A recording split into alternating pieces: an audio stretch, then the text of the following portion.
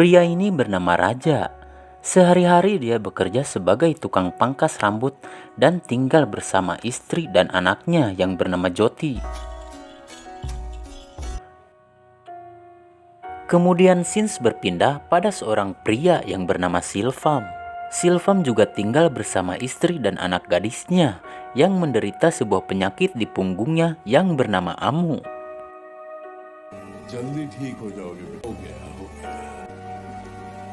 Suatu hari Silvam pergi ke sebuah toko untuk membeli kalung berlogo 2 telapak kaki sebagai hadiah ulang tahun untuk anak gadisnya yang akan digelar sore ini.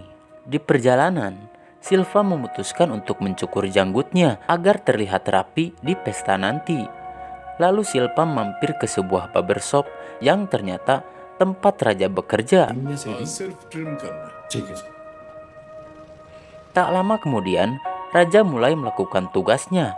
Namun belum sempat selesai mencukur, tiba-tiba mesin cukur Raja kehabisan baterai.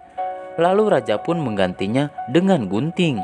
Saat itu Silvam tidak mau karena merasa prosesnya akan memakan waktu cukup lama. Lalu meminta Raja untuk membeli baterai yang baru karena Silvam harus segera pulang untuk acara pesta ulang tahun anaknya.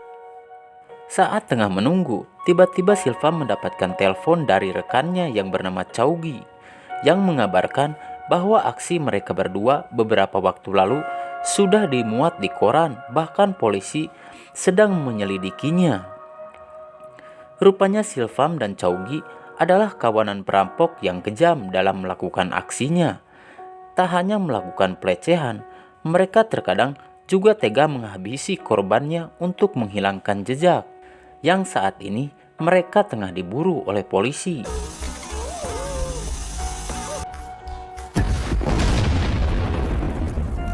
Setelah selesai menerima telepon, Silvam mendapati Raja tengah berdiri di belakangnya, hingga Silvam merasa bahwa Raja sudah mendengar pembicaraannya di telepon. Setelah itu Silvam membiarkan Raja menyelesaikan pekerjaannya, lalu membayar Raja dengan uang lebih. Namun saat itu Raja menolaknya. Raja hanya mengambil haknya saja. Setelah sampai di rumah, Silvam masih memikirkan tentang Raja yang dia rasa sudah mengetahui kejahatan yang dia lakukan. Namun tak lama, istrinya menanyakan tentang hadiah pesanan untuk anaknya. Kemudian Silvam pun mengambilnya, namun barang itu tidak ada, bahkan sudah dicari di mana-mana. Rupanya barang itu tertinggal di barbershop tempat Raja bekerja. Lalu Raja pun berniat mengembalikan barang itu karena dia tahu barang itu adalah hadiah ulang tahun untuk anaknya Silvam yang akan digelar sore ini. Setelah sampai di tempat tujuan, secara kebetulan kedatangan Raja berbarengan dengan para polisi yang berniat untuk menangkap Silvam. Hingga Silvam merasa ketakutannya kini terjadi, bahwa Raja sudah melaporkan keterlibatannya dalam perampokan kepada polisi. Padahal Raja hanya berniat untuk mengembalikan barang yang tertinggal. Namun Raja belum sempat melakukannya karena Silvam sudah ditangkap oleh polisi, sementara rekannya yang bernama Chaugi tewas karena mencoba melakukan perlawanan.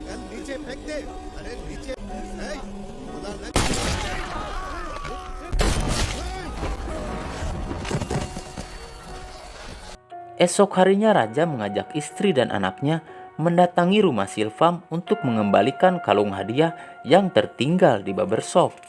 Mengetahui anaknya Silvam adalah anak perempuan, istrinya Raja meminta Raja untuk membeli sebuah boneka yang ada di toko di seberang jalan, sekalian hadiah ulang tahun untuk anaknya Silvam. Namun tak lama setelah itu, kejadian naas pun terjadi. Ada sebuah truk yang hilang kendali kemudian menabrak rumahnya Silvam.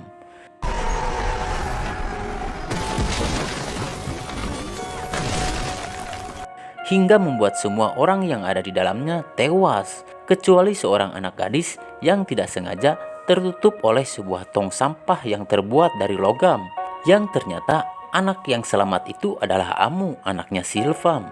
Sejak saat itu, Raja merawat Amu seperti anaknya sendiri dan mengganti namanya menjadi Joti. Juga tong sampah yang menyelamatkan Amu diberi nama Laksmi atau Dewi Keberuntungan bagi Raja dan anak angkatnya. Singkat cerita, kini Joti sudah tumbuh besar, namun Raja masih hidup sebagai single parents. Sebagai single parent, selain mencari nafkah untuk kebutuhan sehari-hari, Raja juga mengerjakan pekerjaan rumah seperti mencuci baju, menyetrika, dan memasak untuk diri dan anaknya. Lemon rice और अंडा रोज यही खाना।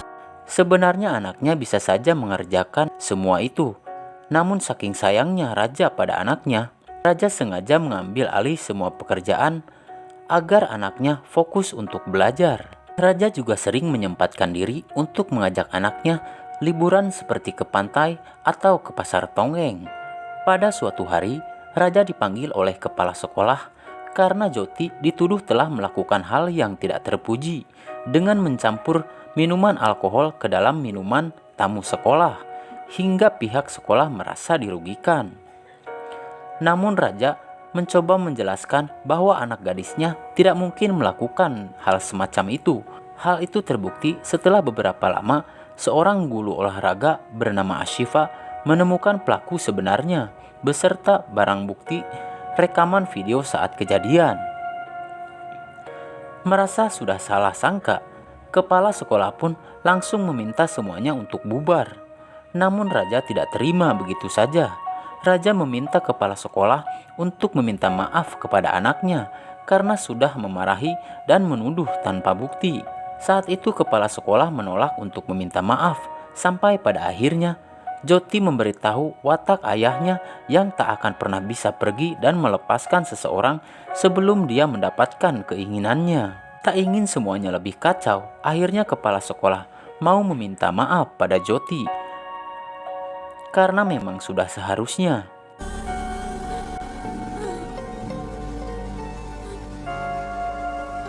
Beberapa hari kemudian, Joti bersiap-siap untuk pergi keluar kota selama beberapa hari untuk mengikuti kegiatan olahraga dan berkemah.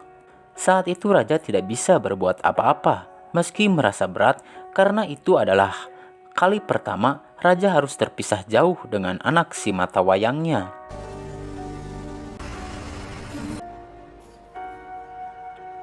Namun sebelum pergi, Joti mengingatkan ayahnya untuk menjaga diri dan terutama untuk menjaga Laksmi. Sementara itu Silvam yang baru bebas dari penjara mendengarkan kesaksian dari tetangganya tentang kronologi kejadian yang menewaskan istri dan anaknya. Bahwa sebelum kejadian, ada seorang pria bersama istri dan anak gadisnya yang masih kecil datang ke rumah Silvam. Lalu tak lama insiden kecelakaan itu terjadi, hingga semua yang ada di rumah itu tewas dan menyisakan seorang anak yang masih selamat. Dari ciri-ciri yang disebutkan oleh tetangganya, Silvam yakin bahwa itu adalah Raja dan memutuskan untuk membalas dendam atas semua yang terjadi. Singkat cerita, beberapa hari kemudian, Joti mengabari ayahnya bahwa dia dalam perjalanan pulang. Namun Joti meminta ayahnya untuk membelikan sepatu baru karena sepatu lamanya sudah rusak pada saat berolahraga. Setelah pulang dari barbershop, Raja pun pergi ke sebuah toko sepatu untuk mencari pesanan anaknya.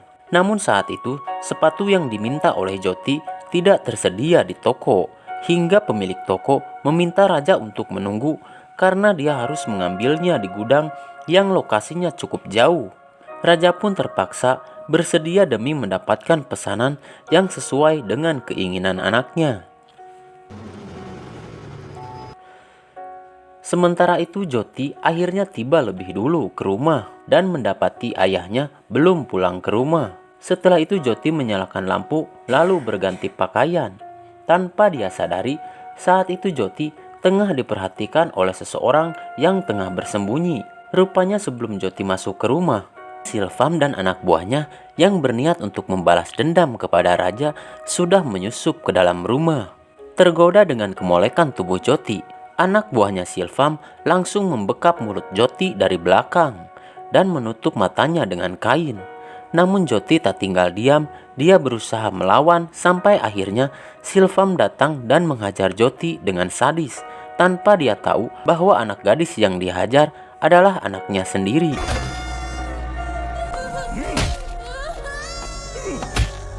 Setelah itu salah satu anak buahnya Silvam, sebut saja dia Takur, meminta izin pada Silvam untuk memperkaos Joti. Kemudian Silvam pun mengizinkannya. Setelah itu Takur dan Dana memperkaos Joti secara bergiliran. Bahkan saking gilanya, Takur melakukannya sampai 2 kali. Sementara itu raja masih menunggu di toko sepatu untuk mendapatkan pesanan Joti. Setelah cukup lama menunggu, karena raja tak kunjung pulang, saat itu Dana berniat untuk menghabisi Joti. Namun Silvam melarangnya dan mengajak anak buahnya untuk segera pergi karena yang Silvam incar adalah raja. Singkat waktu, akhirnya raja mendapatkan sepatu pesanan Joti dan bergegas untuk pulang. Namun setelah sampai di rumah, raja malah mendapati Joti dalam keadaan memprihatinkan. Setelah itu raja membawa Joti ke rumah sakit untuk segera mendapatkan penanganan. Selama Joti mendapatkan perawatan di rumah sakit, raja kemudian kembali ke rumah untuk melampiaskan rasa bersalahnya dengan merusak barang-barang yang ada di rumah. Bahkan raja memukul kepalanya sendiri hingga pingsan.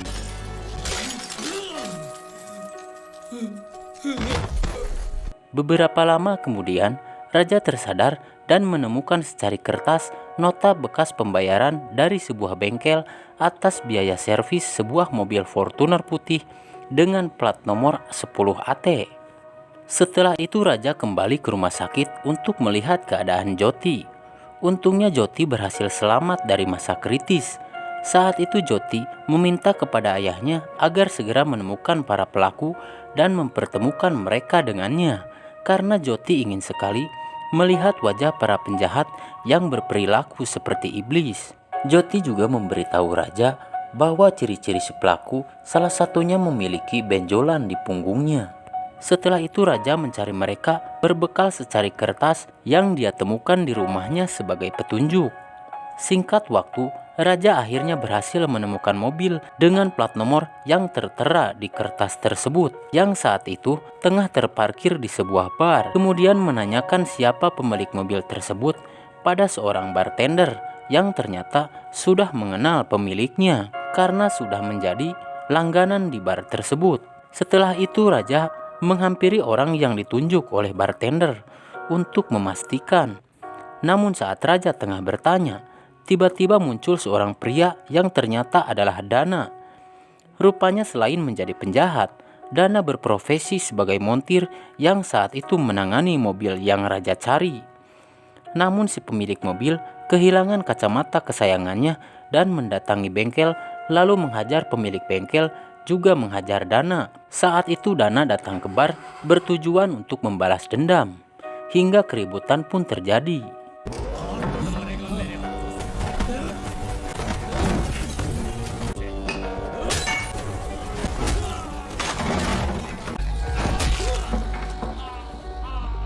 Saat menyaksikan keributan yang terjadi, raja menyadari bahwa Dana adalah salah satu pelaku yang dia cari.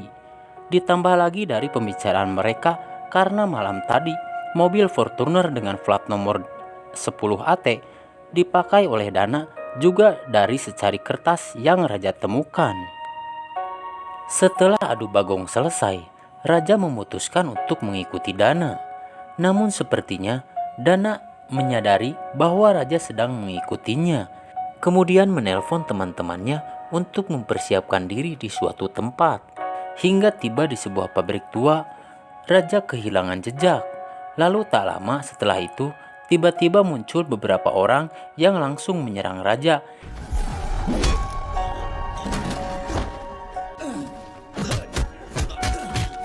Hingga membuat raja tak berdaya.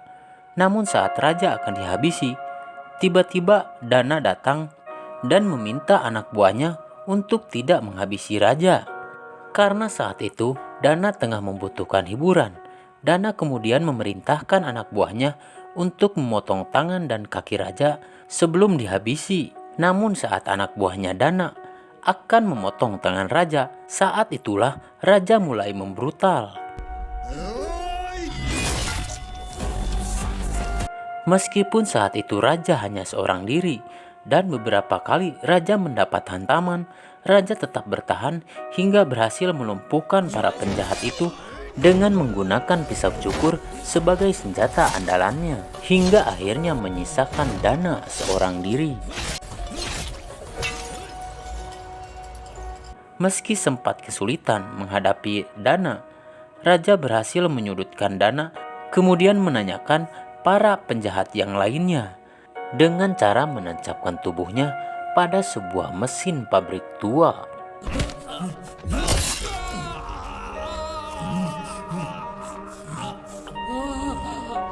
Saat itu Dana hanya berkata bahwa orang-orang yang raja cari adalah anak buah para polisi. Kemudian Dana mencoba untuk kabur setelah berhasil melukai kaki raja.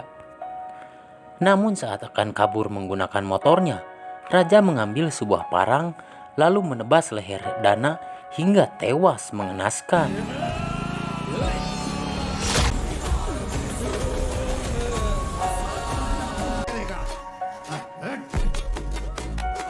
Setelah mendapat petunjuk dari Dana, raja kemudian pergi ke kantor polisi berpura-pura membuat laporan bahwa dia sudah menjadi korban perampokan.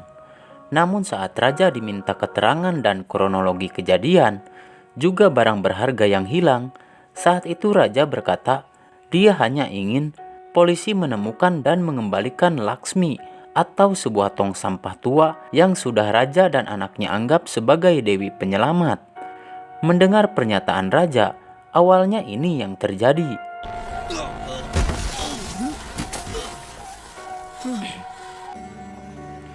Saat itu inspektur menganggap bahwa raja sudah gila dan langsung mengusirnya karena tidak mungkin ada komplotan perampok mencuri sebuah tong sampah tua. क्यों भाई तुम सब अंधे हो क्या? Tidak menyerah begitu saja, raja kembali ke kantor polisi dengan rencana baru. Saat itu raja memaksa untuk masuk meski sudah dihadang oleh beberapa polisi yang ada di sana. Hingga akhirnya inspektur merasa kasihan dan memberi raja sejumlah uang untuk membeli tong sampah yang baru. Namun raja menolaknya karena menurutnya Laksmi lebih dari sekedar tong sampah, tapi penyelamat hidup anaknya. Raja kemudian menawarkan sejumlah uang kepada inspektur sebanyak 500.000 rupiah agar inspektur mau membantunya. Mendengar uang sebanyak itu, inspektur langsung tertarik lalu menerima laporan raja dan akan segera menyelidikinya. Alah, dasar ladusing. Pada esok harinya, inspektur dan anak buahnya mendatangi rumah raja untuk olah TKP. Namun yang terjadi, mereka malah menggeledah rumah raja seperti sedang mencari barang berharga. Namun saat itu mereka tidak menemukan apa-apa. Namun mereka menemukan sebuah buku tabungan raja dengan jumlah yang lumayan banyak, sekitar 1,5 juta rupiah. Hal itu membuat inspektur dan anak buahnya semakin tertarik untuk menyelidiki kasus ini dan berniat untuk mendapatkan uang lebih banyak dari raja. Inspektur juga yakin bahwa tong sampah yang raja cari menyimpan sesuatu yang lebih berharga karena raja berani menyuap polisi dengan uang 500.000 untuk mencari barang tersebut. Inspektur kemudian berencana untuk mencari tong sampah yang lain dan memanipulasinya seolah inspektur telah berhasil menemukannya lalu mengembalikannya pada raja, sementara inspektur akan mencari barang yang asli. Setelah itu secara kebetulan inspektur memerintahkan Takur dan temannya untuk mencari tong sampah tersebut di toko peralatan rumah tangga. Namun sayangnya mereka tidak menemukannya karena tong sampah tua itu sudah tidak dijual di pasaran. Secara kan ya guys, zaman sekarang semua sudah serba plastik. Singkat cerita, setelah beberapa hari, akhirnya Takur dan temannya mendapatkan tong sampah yang dicari dengan membuatnya secara langsung melalui seorang pengrajin.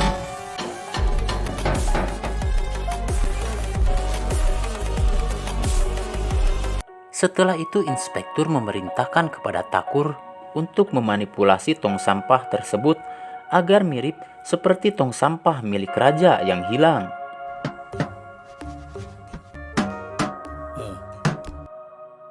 Sementara itu selama berhari-hari pula, raja menunggu di kantor polisi, bahkan raja juga menginap di sana untuk mencari informasi tentang para penjahat yang dia buru. Meski raja harus rela dijadikan kacung oleh para polisi yang ada di sana, bahkan terkadang raja mendapat penghinaan dan kekerasan dari mereka.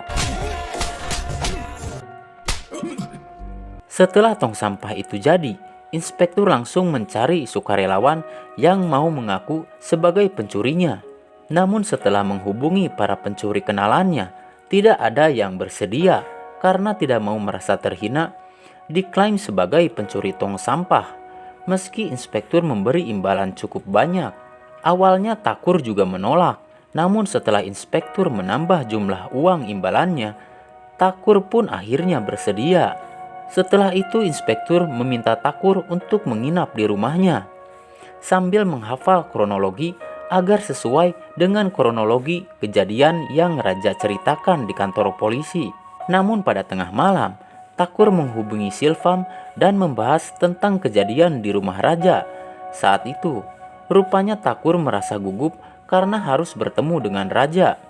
Meski dia merasa raja tidak mengetahui bahwa dialah salah satu orang yang telah memperkaos anak gadisnya. Tanpa disengaja, saat itu inspektur mendengar pembicaraan Takur dengan Silvam.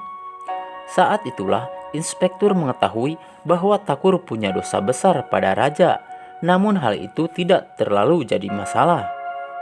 Head Constable, sir. Esok harinya inspektur dan anak buahnya mendatangi raja untuk menyerahkan tong sampah yang raja cari, serta Takur yang berperan sebagai pencurinya. Namun saat Takur menceritakan kronologi kejadian, banyak kejanggalan yang raja temukan juga dari gelagat Takur yang mencurigakan. Kemudian raja memutuskan untuk memastikannya dengan cara memeluk Takur. Dan benar saja, Takur mempunyai benjolan di punggungnya hingga raja yakin bahwa Takurlah salah satu pelakunya. Setelah itu inspektur meminta uang yang sudah raja janjikan, lalu mempersilahkan raja untuk menghukum Takur. Namun raja malah meminta inspektur untuk melepaskannya. Bahkan berulang kali raja meminta inspektur untuk melepaskan Takur hingga pada saat inspektur dan raja saling menatap. Saat itulah inspektur menyadari bahwa raja sudah menemukan apa yang dia cari sebenarnya, yaitu Takur, bukan tong sampah yang selama ini dia ceritakan. Meski inspektur adalah polisi korup, namun dia masih memiliki hati nurani sebagai seorang ayah. Dia juga akan melakukan hal yang sama jika anak gadisnya disiksa dan diperkaos. Hingga inspektur mengambil sebuah parang dan mempersilahkan raja untuk melakukan apa yang dia inginkan. Saat itu Takur tidak bisa berbuat banyak saat raja menghajarnya dengan parang. Ditambah lagi inspektur mengunci rumah raja dari luar hingga Takur tidak bisa melarikan diri. Kemudian raja menanyakan penjahat yang satunya lagi kepada Takur jika ingin raja mengampuninya. Namun setelah raja mendapatkan informasi, raja langsung menghabisi Takur.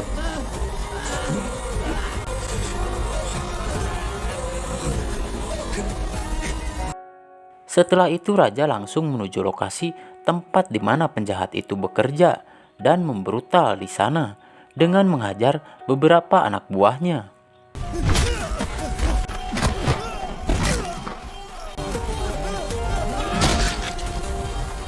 Tak lama kemudian, raja akhirnya bertemu dengan penjahat yang dia cari, yang ternyata adalah Silvam.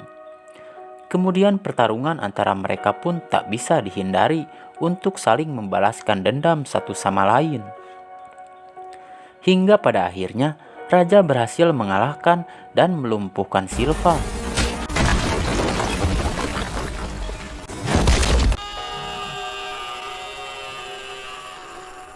Setelah itu raja menghubungi Asifa untuk membawa Joti ke lokasi agar bertemu dengan penjahat yang dia minta. Kemudian membiarkan Joti bicara dengannya. Saat itu Joti memberikan semua perhiasan yang dia miliki karena tahu itulah yang seorang penjahat inginkan. Namun Joti meminta jangan melakukan hal yang lebih hina dengan melecehkan seorang anak gadis karena Joti yakin meskipun seorang penjahat tentu tidak mau jika anak gadisnya mengalami hal yang sama.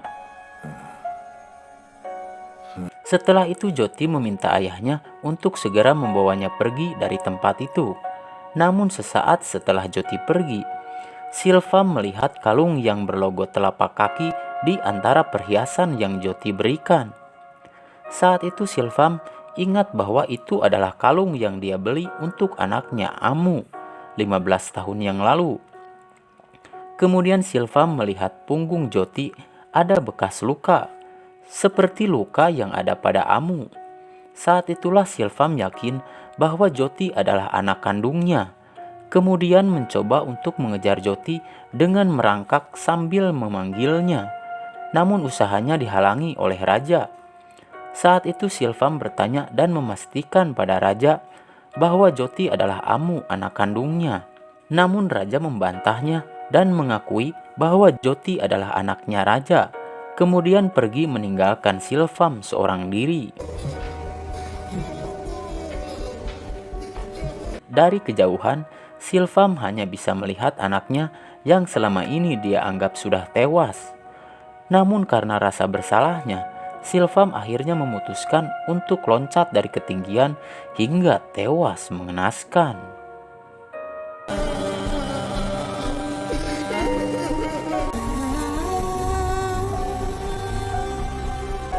Tamat. Oke, itulah alur cerita film Maharaja 2024. Terima kasih buat kamu yang udah nonton sampai habis. Jangan lupa ketik kritik dan saran di kolom komentar. Saya Jin mewakili kru yang bertugas. Sampai jumpa di video selanjutnya. Salam Jin Pro Film Review.